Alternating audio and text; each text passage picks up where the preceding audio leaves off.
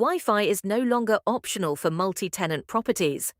Residents expect internet access the moment they arrive, with privacy and performance.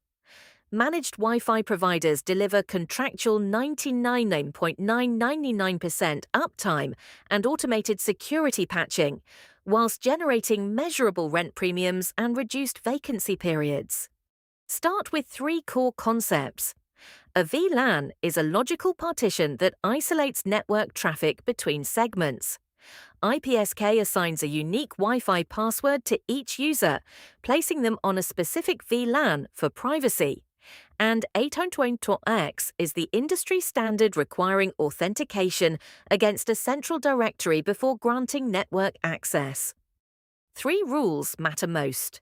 The 3-SSID rule: always separate into guest, staff, and IoT networks to prevent lateral movement. The iPSK bubble: each apartment gets an invisible bubble where devices inside can see each other, but devices outside cannot. And remember, it's software overlay, not hardware rip and replace.